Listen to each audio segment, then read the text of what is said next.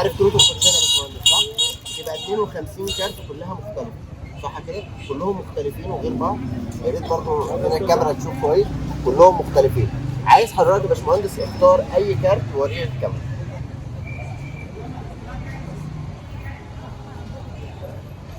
خليه هنا بقى واسحب اي كارت تاني برضه وريه الكاميرا. بس خليك حريص ان انا ما اعرفش الكروت اللي انت بتسحبها. وخليك متاكد ان انت بتسحب كروت عشوائيه صح؟ حلو قوي. دلوقتي عايز حضرتك تتاكد بس ان العلبه دي فاضيه. ما ينفعش اخرج منها نفس الكارتين اللي انت سحبتهم دلوقتي. طب خليها هنا وحضرتك وري لاخر مره الكارتين للكاميرا واديهم لي واحد ورا الثاني. حلو قوي. اديني اول كارت. بس اول كارت اهو انا هنزله هنا في الكوتشين. ممكن اخد تاني كارت برضو اهو. انا مش عايز اعرفه بس هنزلهم هنا في النص.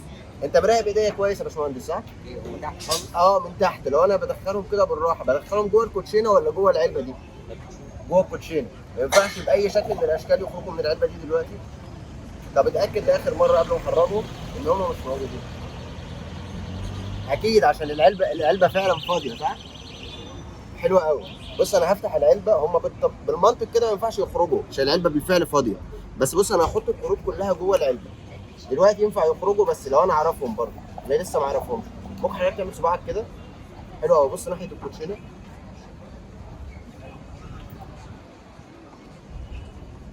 ده اول كارت انت اخترته صح؟ طيب الكارت الثاني كان لونه احمر برضه ولا كان اسود؟ كان احمر. حلو قوي بس ما كانش 6 تاني صح؟ حلو قوي. بص كده اعمل صباعك كده برضه.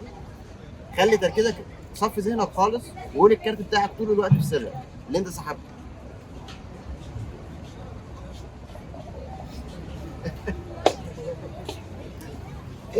العلبه فاضيه لو وريتها لك والكوتشينه كلها مختلفه. صح. عجبتك دي؟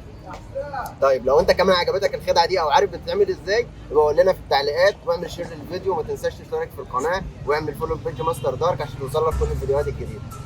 سلام.